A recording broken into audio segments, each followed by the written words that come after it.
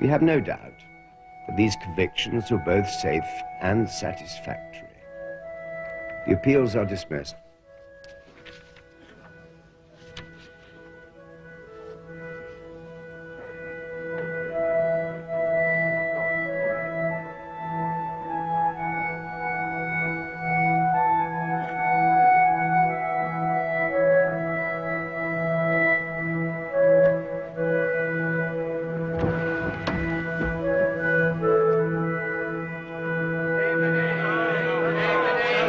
That it is better to have one or two people remain in jail rather than risk the credibility of the legal system by having to own up to a mistake. Give us the name. Rubbish. Rubbish. Will she further agree that nothing discredits our system of justice so much as the widespread notion that some mistakes are too big to own up to? I think it's time we chased up a few bombers. As you saw, when the film was made, the 6 men were still in prison. It took until 1991 for the court system to finally say, whoops, they had the wrong men. Men who had served for 16 years. And it took more than another decade for them to finally get some kind of apology and compensation for all that time in prison. 3 detectives were charged with perjury and conspiracy, but their trial was halted in 1993 on the basis of prejudicial news coverage. And finally, the real bombers have never been found. And that's our look at history and history on film. I'm Ann Medina.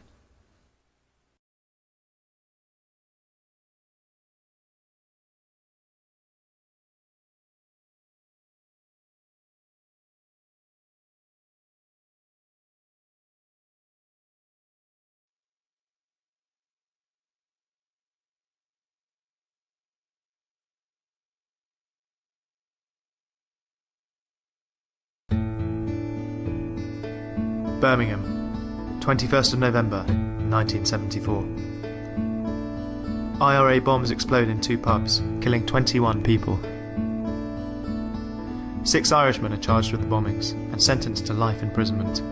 They became known as the Birmingham Six. But they never did the bombings.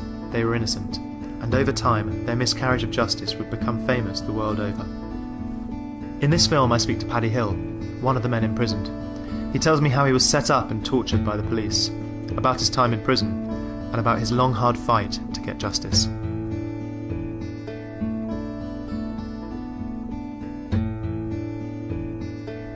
In the 1970s, Paddy was living in Birmingham with his family. On the 21st of November 1974, he was travelling to Belfast with friends for the funeral of an IRA activist. On a cold, windy night, he arrived in Heysham Port in Lancaster and boarded a ferry. Waiting for the boat to set off, he's pulled aside by a detective and told that 2 bombs have gone off in Birmingham. I remember the first thing he said to me, and I'll never forget his words. He said to me, "Excuse the pun, Paddy," he said, "you know how things get blown up out of all proportion." He said, "But the first reports we have," he said, "that there's 14 people dead already and over 200 injured." He said, "I don't know whether that's blown up," he said, and exaggerated. He said, "but I can tell you it's serious. People are dead and people are injured." And the Birmingham police have put out an appeal for anyone who was within the area to come forward to be eliminated from their inquiries. And then shortly after that, he asked me if I could go down to Morecambe police station. I said, yeah. I thought, where is it? He says, oh, it's just down the road. And Detective Constable Willoughby was there, and he says, hang on for 5 minutes, Paddy, and I'll drop you off on my way home. I was in Morecambe police station just before 2 o'clock. And I sat about 10 feet away from the door for nearly an hour on my own. I could have got up and walked out of the police station any time I wanted. The Serious Crime Squad came, and I remember I was sitting on the bench and I'm reading Alistair MacLean book, Bure Island. I'd read it before, I'm just skipped reading. And the door opened and I happened to look up, and there's 2 cops walked in, and they had some clothes in their hands, trousers and coats and shirts, and they just stood and dumped them behind the door. And I looked out the door, and I remember, even I can still see it now. And this cop's standing there outside the door, and he's got 2 guns. He's got a shoulder holster and he's got a .38 strapped to his hip. And I remember looking at the cop thinking, Jesus, some poor in for a rough ride. And I never imagined for 1 second it had anything to do with me.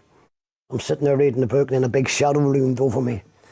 And I looked up and this guy's there and he's rubbing his hands and he went, "Soon, you little you dirty little Irish murdering you're mine." And he spat in my face. That was my introduction to the West Midlands Serious Crime Squad. A Home Office scientist called Dr. Scouse performed forensic tests on Paddy and the others. Paddy was told he had traces of explosives under his fingernails. The test would later be completely discredited. Dr. Scouse, the forensic scientist, came out of the door, walked down the corridor and went down. And when you heard the bottom door close, Bennett pointed into the room and he says to me, "In there." And as I walked into the room, bang on the back of the head, and I went flying through the door. And all I could hear was somebody screaming, "Don't mark his face, don't mark the face."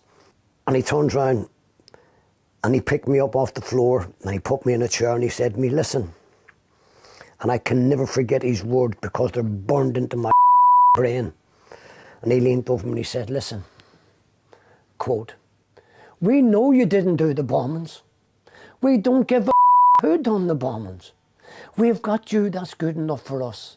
We didn't pick you. You've been selected by members at the highest level of the government," and he pointed at the ceiling, "at the highest level of government. And there's our orders," he says, "read them, look.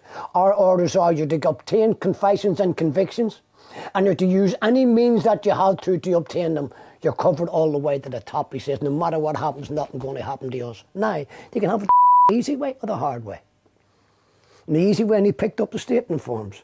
And he says to me, "Here, sign under there, the right-hand corner of the caution and the bottom right-hand corner of the page. We'll fill them in, or you can help us if you want. That's the easy way. And if you ain't going to do that," he said, "you can have it the hard way." And he went like that with his finger round the walls. "Now you sign it," and that's as far as I said. "I ain't signing," and that was it. And they carried on torturing us for 3 days.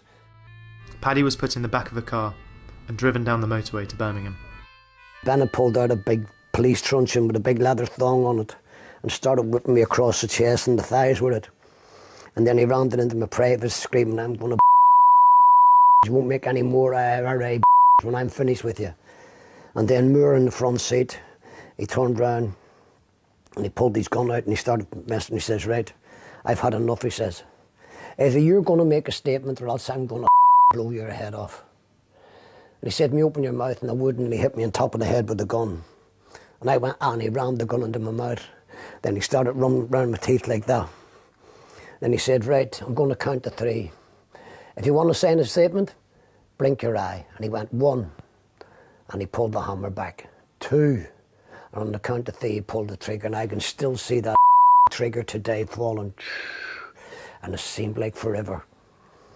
And when it clicked, he pulled the gun out of my mouth, and he said something about, "I must have a dud bullet. Thank I'm not in a firefight, or I might have been shot." And he started messing with the gun again. He says, "Right, second time lucky." And he hit me on top of the head again, and the same thing again. Rattled the gun round my teeth. Then the same thing, 1, 2, and he pulled the trigger again. And he pulled the gun out and he says, "I don't know, hope I haven't got 6 fucking dud bullets." And then he done it the 3rd time, only the 3rd time he stuck it in my eye, because Bennett said he didn't want any Fenian blood on him. So he pushed me into the corner like that, and he screwed the gun into my eye. And he said, "You still blink with the other eye," and again the same thing, 1, 2, 3, and he pulled the trigger. And after the 3rd time he turned around and told me, he said, "You must have more lives than a cat." He said, "But just wait till we get you back in our patch." And that was Queen's Road Police Station in Aston in Birmingham. And then when we arrived back there, about 8:30 that night, they brought us into the cells. And they brought in Alsatian dogs and threatened us with the Alsatian dogs. And they slammed us up in the cells, and there was 2 gun guards, and you had the guy with the shotgun in. "Stand in the middle of the floor, you animal. There's people in them pubs that ain't got legs that would love to have legs to stand on, you." And all sorts of abuse at you for 3 or 4 minutes. And he have you standing in the middle of the floor. And then the next one. Then after he's done the 5 of us, silence for about 5 minutes. And then you had the same thing again, only this time with the fellow with a handgun. And he'd come and he'd see you stand in the middle of the floor. Who told you to stand in the middle of the get up on that corner, you animal, where I can't see you. If the guys shoot you, and then he's noticing another load of abuse for 3 or 4 minutes, then on to the next one, and that went on all night long until 7 o'clock in the morning. All they were interested in was getting us to sign false confessions. They made the statements, and 4 of my co-defendants signed them because they couldn't take any more.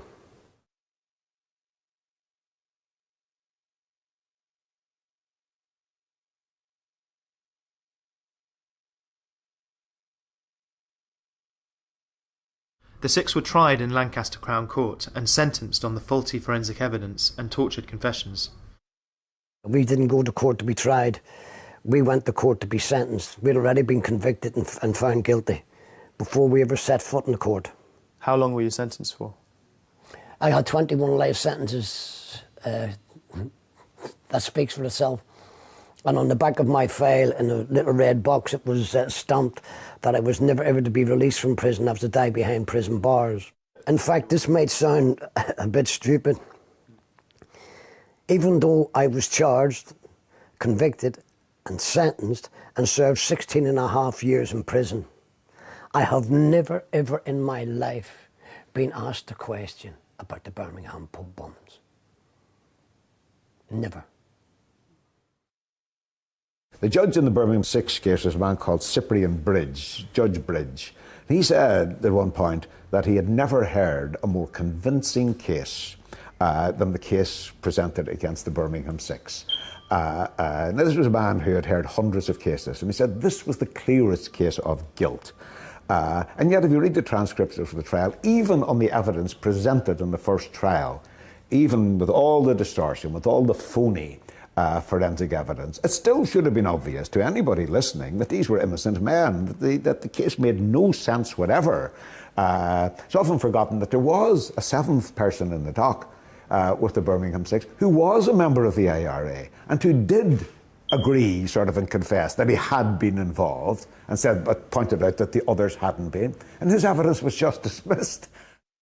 When you look back and read the cases now and read the transcripts, there's absolutely no doubt in my mind that the judges knew that they were sentencing innocent people to life imprisonment, and yet they did it. Prison, listen, I could sit here and talk about prison, and at the end of the day, you still wouldn't know about it. The only thing you know is how to spell the word. What goes on in them? You've seen the film One Flew Over the Cuckoo's Nest? Yeah, just imagine it like that, only with pure, raw, naked violence.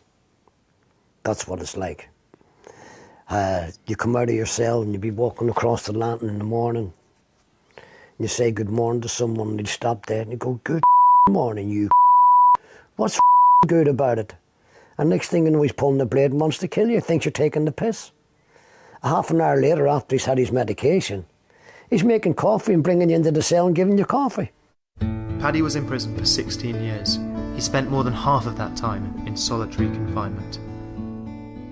In the early days, I was writing out letters left, right and centre to investigative journalists, people in the media, television, radio, members of parliament, churchmen, you name it, I wrote to them. And 99 times out of 100 never even got a reply. Most of the times the envelopes were sent back to me unopened. To campaign for the Birmingham Six was to be regarded as an advocate of violence and of paramilitary activity. I can remember well being denounced at public meetings for being an associate of the IRA, when all that I was arguing was that these were innocent people who should not be in prison. And that happened to lots and lots of campaigners for the Birmingham Six. A year after their imprisonment, the Birmingham Six secured an appeal. The judge for the appeal was Lord Justice Widgery, a man who'd later go on to become Britain's top judge. If you read Lord Widgery's judgment on the Birmingham Six, it's just lies. He doesn't represent the evidence honestly, and his summing up, the summing up in the Birmingham Six case by judges was lies. I mean, they were just lying, and if the judges are telling lies, where is justice? 4 years later, they were in the Court of Appeal, trying to press charges against the West Midlands Serious Crime Squad. The case was thrown out by Lord Justice Denning.